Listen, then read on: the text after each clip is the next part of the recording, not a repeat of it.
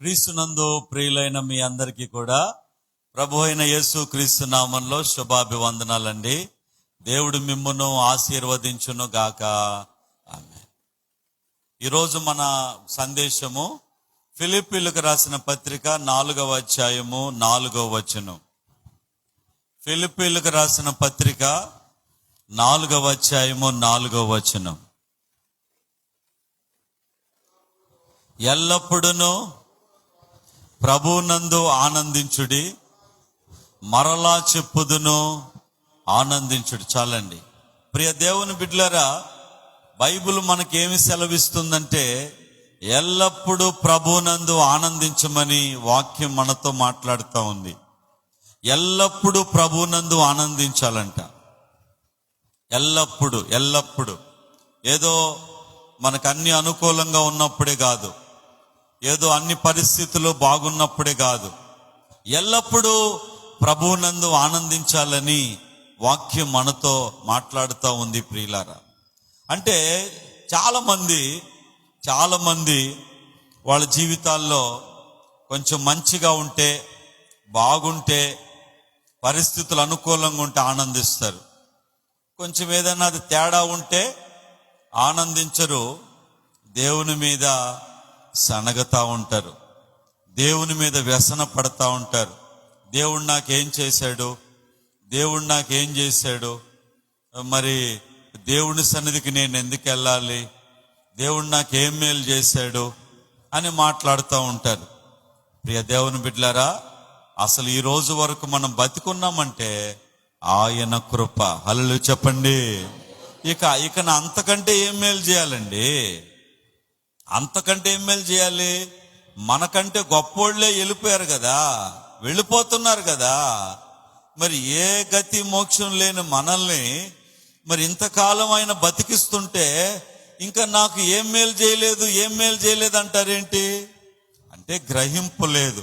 అందుకనే ఎల్లప్పుడూ ప్రభువునందు ఆనందించాలి. ఎల్లప్పుడూ ప్రభువునందు ఆనందించాలి. ఏదో మనకి మంచిగా 4 పూట్ల ఏదో కొంచెం ఆహారం ఉన్నప్పుడు మాత్రమే కాదు, ఆహారం లేనప్పుడు కూడా ప్రభువునందు మనము ఆనందించాలి. స్థితిగతులు బాగున్నప్పుడే కాదు, బాగులేనప్పుడు కూడా ప్రభువునందు ఆనందించాలి. కలిమిలోనే కాదు, లేమిలో కూడా ప్రభువునందు ఆనందించాలి. ప్రతి సమయంలో, ప్రతి సందర్భములో ప్రభువునందు ఆనందించాలి. ఎందుకు అనంటే అన్నిటికీ మన దేవుడు చాలినవాడు. హల్లెలూయా చెప్పండి. అన్నిటికీ చాలినవాడు. సర్వకాల సర్వావస్థల యందు ఆయన మనకి సరిపోయిన దేవుడు. ప్రతి విషయంలో చాలిన దేవుడు. దీనికి పనికొస్తాడు, దీనికి పనికిరాడు, దీనికి సరిపోతాడు, దీనికి సరిపోడు అనేదానికి లేదు. ఎటువంటి పరిస్థితి అయినా నీకైన చాలిన దేవుడు.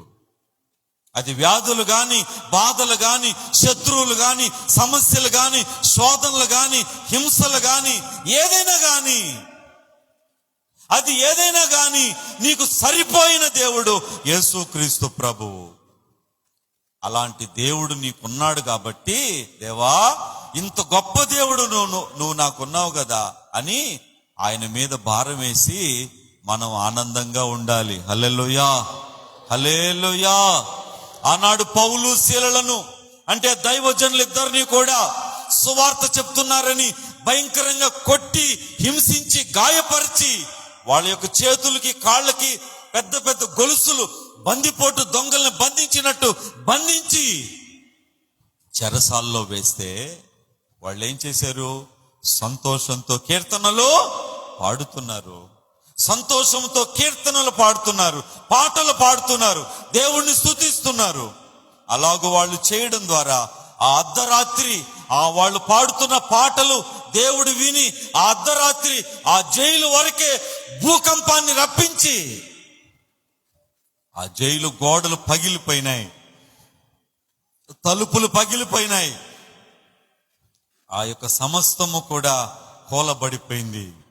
అప్పుడు ఆ జైలర్కి ఏం అర్థం కాలేదు, ఓ ఏదో జరిగిపోతుంది, ఖైదీలు పారిపోతున్నారని, ఇక నన్ను రేపు నన్ను నా పై అధికారి నన్ను నిలదీస్తాడు, శిక్షిస్తాడని తన్ను తాను పొడుచుకుని చంపుకోబోతుంటే అపోసిన పౌలు, పౌలు ఆయన దగ్గరికి పోయా, నువ్వేం చేసుకోవద్దు, ఇది దేవుని శక్తి. హల్లెలూయా చెప్పండి.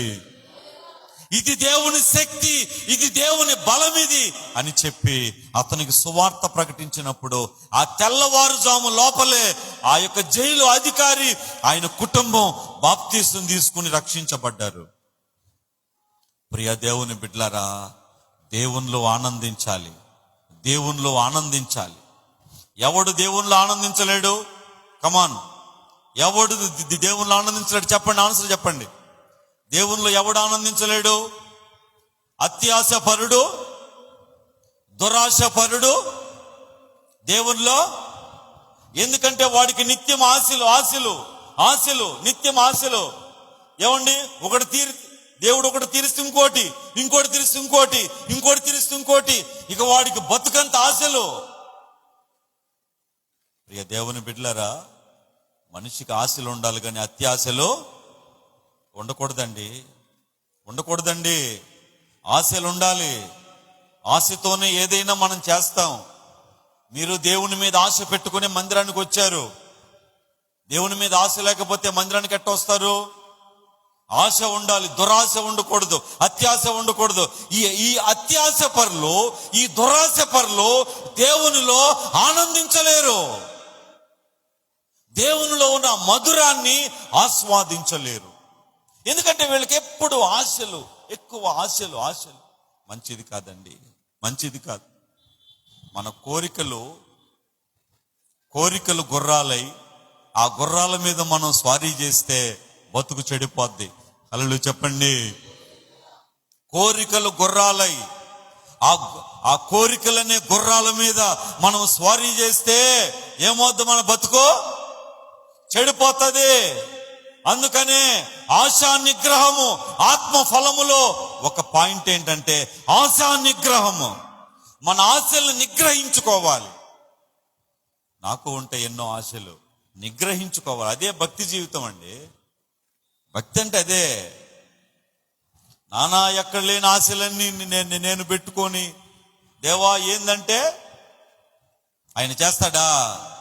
ఆయన చేయడు కదా. అందుకనే అత్యాశ పరులు, దురాశ పరులు దేవునిలో ఆనందించలేరు. ఇంకొకటి, వ్యసన పరులు కూడా దేవునిలో చెప్పండి ఆనందించలేరు. వ్యసన పరులు అంటే నసపరులు.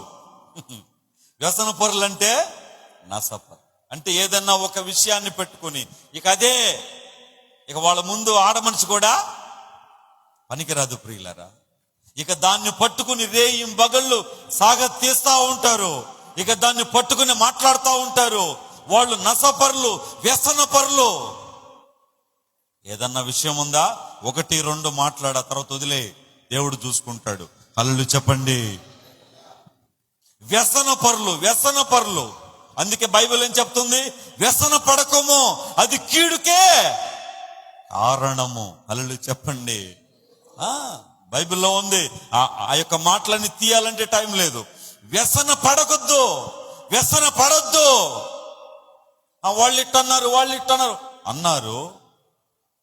వాళ్ళు అన్నదానికి దేవుడు వాళ్ళకి ఇవ్వాల్సింది ఇస్తాడు.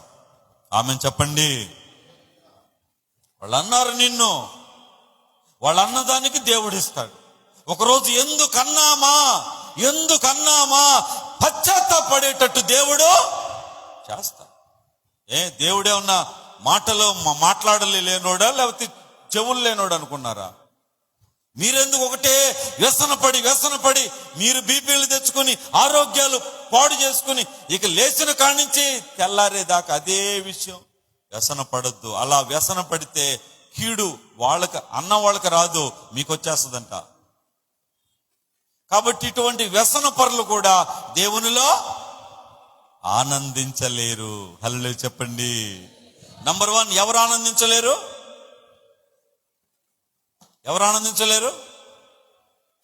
నంబర్ 1 చెప్పా. ఎవరు ఆనందించలేరు? దురాశపరులు, అత్యాశపరులు, వీళ్ళు దేవుణ్ణిలో ఆనందించలేరు. దేవుడు అంటే ఏం దేవుళ్ళే అంటారు. ఎందుకంటే ఆ దేవుళ్ళో ఉన్న ఆనందం, అనుభూతి, ఆ దేవుళ్ళో ఉన్న ఆశీర్వాదం వాళ్ళు గ్రహించలేరు. వాళ్ళకి ఎప్పుడు అన్యులను చూసి, లోకస్తులను చూసి, వాళ్ళు అట్టు వీళ్ళు ఇట్టున్నారు, వాళ్ళు అది వీళ్ళు ఇది సంపాదించుకున్నారు, వాళ్ళందరూ పరలోకం వెళ్ళరు, నువ్వు పోతావు కదా. వాళ్ళందరూ చచ్చిపోయి నిత్య నరకానికి పోతారు. వాళ్ళు పరలోకం లేదు, వాళ్ళకి రక్షణ లేదు, ఆత్మ రక్షణ లేదు. మనము మూడుగా ఉన్నాం. మనలో మూడు ఉన్నాయి. ఏంటది? బాడీ అంటే శరీరము, ప్రాణము, ఆత్మ. అలా చెప్పండి. శరీరము, ప్రాణము, ఆత్మ. మనం తప్ప ఇక ఈ భూలోకంలో ఉండే ప్రతి జీవిలో రెండు ఉన్నాయి. శరీరము, ప్రాణము. శరీరము, ప్రాణం. మనలో ఒకటి ఎక్స్ట్రా ఉంది. ఏంటది? ఆత్మ. అలలు చెప్పండి. చీమ దగ్గర నుంచి ఏనుగు దాకా, చీమ దగ్గర నుంచి ఏనుగు దాకా శరీరం ఉంది, ప్రాణం ఉంది. చీమలో కూడా ప్రాణం ఉంటేనే అది కదిలాడుతుంది, కొడుతుంది, తింటది, ఇటు బాద్ది అటు బాద్ది, గూట్లోకి వెళ్తుంది. ఎందుకంటే దాంట్లో ప్రాణం ఉంది. నువ్వు దాన్ని ప్రాణం తీసేసావు అనుకో, అది ఏమవుతుంది? ఇక లేదు కదా. మనలో శరీరం ఉంది, ప్రాణం ఉంది, ఆత్మ కూడా ఉంది. అది దేవుడు పెట్టిన ఆత్మ. అది నరుని ఆత్మ యెహోవా పెట్టిన దీపము అని ఉంది. హల్లెలూయా చెప్పండి. నరుని ఆత్మ యెహోవా పెట్టిన, చెప్పండి, దీపము. ఈ నాలెడ్జ్ లేదా? ఈ జ్ఞానం లేదా? అన్యులను చూసి మీరెందుకు మోసపోతున్నారు? వాళ్ళు సత్య నరకానికి పోతారు. ఆ తడుకులో ఆయనకి చెప్పాలా, అన్న ఇవన్నీ ఓపెన్ గా పెట్టమాకన్నా అని చెప్పి. స్తోత్రం, హల్లెలూయా.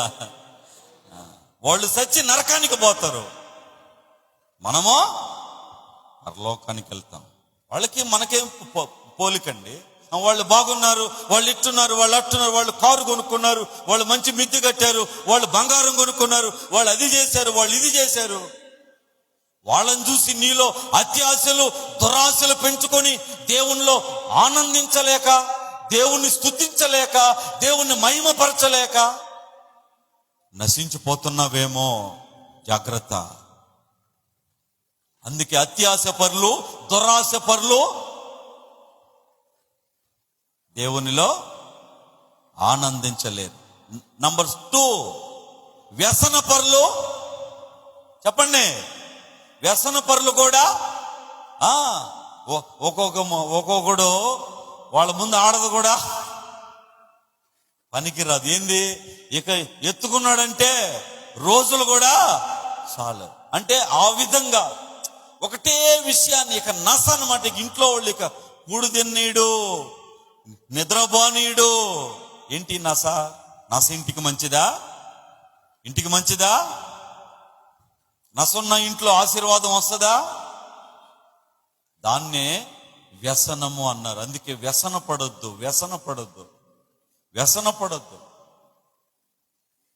ఈ యొక్క వ్యసన పరులు కూడా దేవునిలో ఆనందించలేరు.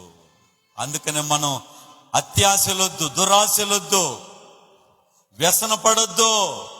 దేవుడిచ్చిన దానితో సంతృప్తి కలిగి దేవునిలో ఆనందించాలి. హల్లెలూయా చెప్పండి. హల్లెలూయా, హల్లెలూయా. మనము సంతృప్తి కలిగి దేవునిలో ఆనందించాలి. అందుకని ఏం రాయబడింది? మరొకసారి చదువుదాం మనం. ఏముంది అక్కడ? ఫిలిప్పీయులకు రాసిన పత్రిక 4:4 ఏముంది అమ్మా? ఎల్లప్పుడూ ప్రభునందు ఆనందించుడి. మరలా నేను చెప్తున్నాను, ఆనందించండి. చాలు. దేవునిలో ఆనందించాలి. ఎందుకంటే మన దేవుడు బలవంతుడు, మన దేవుడు బల శౌర్యుడు, మన దేవుడు లోకరక్షకుడు, మన దేవుడు శక్తిమంతుడు, సమర్థుడు. మన దేవుడు చేయలేని కార్యం అంటూ ఏది కూడా లేదు. ఆయన ఎదుట కన్నీళ్లు పెట్టుకొని ప్రార్థన చేస్తే ఆయన పైకి తీస్తాడు. ప్రభు సహాయం చేస్తాడు. మన దేవుడు సహాయకుడు, ప్రభు బలపరిచే దేవుడు. కాబట్టి మన దేవుణ్ణి బట్టి మనం ఆనందించాలి. ఏమ్మా, హల్లెలూయా, హల్లెలూయా. కొందరు రథములను బట్టి, కొందరు గుర్రములను బట్టి అతిశయిస్తారు. నేనైతే నా దేవుడైన యెహోవాను బట్టి ఆనందిస్తానన్నాడు. హల్లెలూయా చెప్పండి. ఎంత గొప్ప మాటలండి ఇవన్నీ ఆలోచిస్తే మైండ్ బ్లోయింగ్ అయిపోద్దండి. దావీదు అంటున్నాడు, కొందరు రథములను బట్టి, కొందరంటే మిగిలిన రాజులు, కొందరు రథములను బట్టి, వాళ్ళకున్న ఆయుధ సంపత్తిని బట్టి, వాళ్ళకున్న రౌతు అంటే గుర్రాలు, రౌతులు, ఆ సంపత్తిని బట్టి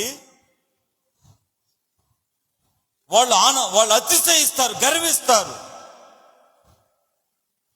అందుకదా ఇప్పుడు అమెరికా వాడు, నేను వాళ్ళ మీదకి యుద్ధానికి పోతా, ఇదిగో హెచ్చరిస్తున్నా, ఇదిగో కబడ్డార్ అంటున్నాడు కదా. ఎందుకని? వాళ్ళకాడ ఏమున్నాయంట? ఆయుధాలు. అట్టగే కొంతమంది ఆయుధములను బట్టి, గుర్రములను బట్టి వాళ్ళు అతిశయిస్తారు. మనమైతే మన దేవుడండి. హల్లెలూయా చెప్పండి. మన దేవుడు శక్తిమంతుడు, సమర్థుడు, గుణం కలిగిన వాడు, నీతిమంతుడు, నీతి కలిగిన దేవుడు. అందుకే భక్తి జీవితం అంటే సప్పట్లు తట్టేది కానే కాదు ప్రియులారా. భక్తి జీవితం అంటే సప్పట్లు తట్టేది కానే కాదు ప్రియులారా. నీతిగా బతకాల, అదే జీవితం. హల్లెలూయా చెప్పండి. మీ మాటలు అవునంటే అవును, కాదంటే కాదు. దేవునితో బాప్తీసం తీసుకుని నీళ్ళల్లో దిగి మేమెందుకు ప్రమాణాలు చేపించేది? పెళ్ళప్పుడు ప్రమాణాలు ఎందుకు చేపించేది? మాట అండి, మాట ప్రియులారా, మాట. అదే నీతి, అదే భక్తి, అదే నిన్ను పరలోకానికి తీసుకొని పోతుంది. నానా వేషాలు వేసేది భక్తి జీవితం కాదు ప్రియులారా. నీళ్ళల్లో దిగి ఆకాశము ఎదుట, భూమి ఎదుట, నీరు ఎదుట, గాలి ఎదుట, పంచభూతముల ఎదుట, దేవదూతల ఎదుట, దేవుడి ఎదుట, దైవజనుడి ఎదుట, ఒడ్డు మీద ఉన్న సంఘం ఎదుట, ఇంత మంది ఎదుట నువ్వు ప్రమాణం చేసి మాట చెప్పి దానికి కట్టుబడి నువ్వు జీవించాలి. అదే నీతి ప్రియులారా, అదే నీతి. ఒక భార్యను మనం కట్టుకున్నప్పుడు ఎన్నో ఇబ్బందులు వచ్చినా, ఎన్ని కష్టాలు వచ్చినా, ఎన్ని శోధనలు వచ్చినా, ఎన్ని బాధలు వచ్చినా కడతీర్చాలి. భర్తను కట్టుకున్నప్పుడు ఎన్ని ఇబ్బందులు వచ్చినా మనం కూడా భార్యలు కడతీర్చాలి. అదే నీతి. ఏడ ఇబ్బంది వచ్చిందని ఆడ ఇబ్బంది వచ్చి ఇక ఏంది ఇది? అందుకనే ప్రియ దేవుని బిడ్డలారా, మనము దేవునిలో ఆనందించాలి. హల్లెలూయా, హల్లెలూయా. ఏమండి, కొంతమంది గుర్రములను బట్టి, రథములను బట్టి అతిశయిస్తారు. మనమైతే మన దేవుడైనా యెహోవాను బట్టి. మన దేవుడు బలవంతుడు, శక్తిమంతుడు, సమర్థుడు, మరణాన్ని గెలిచినవాడు, పరిశుద్ధుడు, పాపము లేనివాడు, కామ క్రోధ లోభ మదమోహ మత్సరములు జయించినవాడు. నాలో పాపమున్నదని మీలో ఎవరైనా రుజువు చేయగలరా అని సవాల్ చేశాడు. అందరూ తల వంచుకుని వెళ్ళిపోయారు. ఆ రాళ్లతో కొట్టబడి ఆ స్త్రీ, అమ్మా నిన్ను ఎవరు కొట్టలేదా అని అడిగి, నేను నిన్ను కొట్టనని అని చెప్పి అన్నాడు. నేను నిన్ను శిక్షించనన్నాడు. ఇక మీదట పాపం చెయ్యొద్దన్నాడు. ప్రభువు పరిశుద్ధుడు. అలాంటి దేవుణ్ణి మనం ఆరాధిస్తున్నామండి. కాబట్టి ఆ దేవుణ్ణి బట్టి మనం ఆనందించాలి. మన దేవుడే ప్రియులారా. నీకెక్కడ ఇబ్బంది ఏదొచ్చినా నువ్వు దేవునికి ప్రార్థన చేస్తే దేవుడు నీకు సహాయమో చేస్తాడు. అందుకే ప్రభువును బట్టి ఆనందించాలి. ప్రభువును బట్టి ఎవరు ఆనందించలేరు? అత్యాశపరులు, దురాశపరులు ఆనందించలేరు. నంబర్ 2, వ్యసనపరులు ఆనందించలేరు. కాబట్టి ఇవి మనలో ఉండకుండా దేవుణ్ణి బట్టి మనం ఎల్లప్పుడూ ఆ తర్వాత ఏముందన్నా? ఆ తర్వాత ఏముంది? మీ సహనమును సకల జనులకు, మన సహనాన్ని, మన ఓర్పుని సకల జనులకి తెలియజేయాలంట. మనం ఏం తెలియజేయాలంట? చెప్పండి. ఏం తెలియజేయాలి? సకల జనులకి అన్నాడు. సకల జనుల మాట దేవుడిరుగు. ఇంట్లో వాళ్ళకి, ఈదులో వాళ్ళకి చెప్పండి. ఇంట్లో వాళ్ళకి, వీధిలో వాళ్ళకి మన యొక్క సహనాన్ని, మన సహనాన్ని,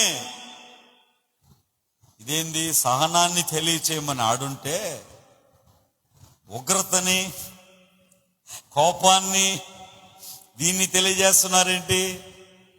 కదిలిస్తే కంప మాదిరి మీద పడిపోతుందేంటి? ఇది తెలియజేస్తున్నారేంటి?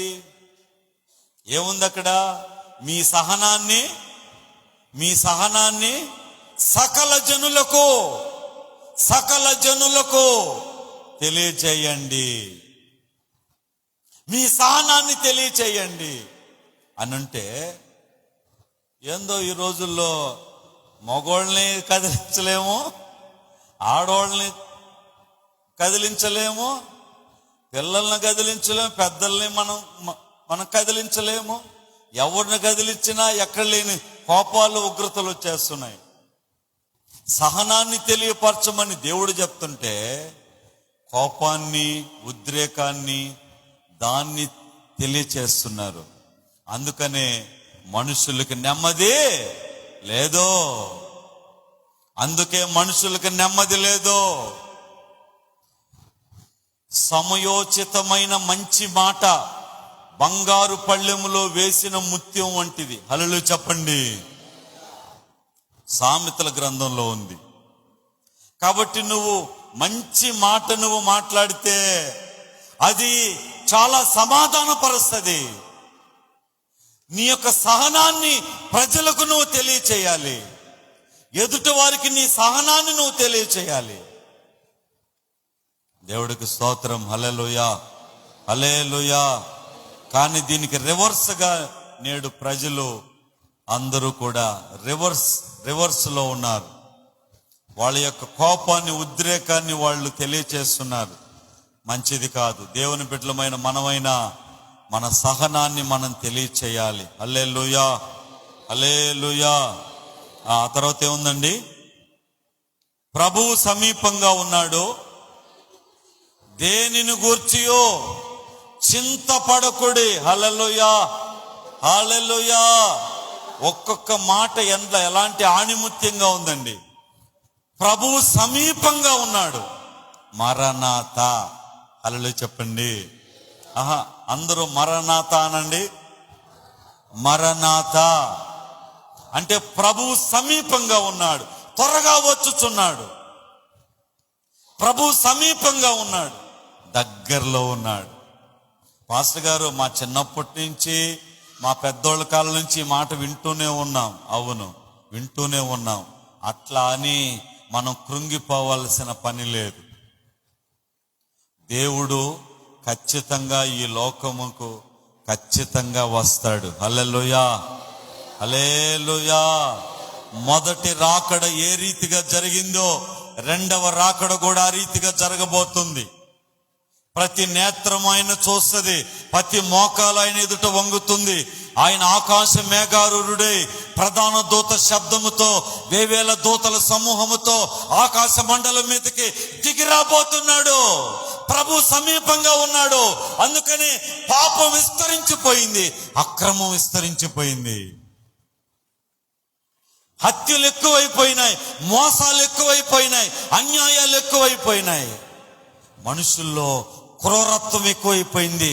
ఎవరిని చంపుకోవటం చాలా ఈజీ అయిపోయింది. ప్రియులారా, పాపం చేయడం ఏమండి విస్తరించిపోయింది. ఈ లోకానికి అంతము చాలా దగ్గర పడింది. అందుకనే ప్రభు సమీపంగా ఉన్నాడు. మీరు దేనిని గూర్చియో చింతపడకుడి. హల్లెలూయా చెప్పండి. మీరు దేనిని గూర్చియో చింతపడొద్దు. ప్రియమైన అక్క, చెల్లి, తమ్ముడు, అన్న, దేనిని గురించి మీరు చింతపడొద్దు, దిగులు పడొద్దు. ఈ లోకంలో కోట్లు సంపాదించినా తీసుకెళ్లేదేమీ లేదు. కాబట్టి నేను డబ్బు సంపాదించలేకపోయినానే, మంచి ఇల్లు నేను కట్టలేకపోయినానే, బంగారు నేను సంపాదించలేకపోయినానే, అది సంపాదించలేకపోయినానే బాధపడొద్దు. నీతిగా నమ్మకంగా బతకడానికి ప్రయత్నం చేయండి. పరలోక రాజ్యాన్ని సంపాదించుకోండి. హల్లెలూయా, హల్లెలూయా. ఎందుకంటే ఘనులకు లేదు, ఈ లోకంలో ఉన్న ఏమండి గొప్ప గొప్ప వారికి ఆ యొక్క రాజ్యము లేదు ప్రియులారా.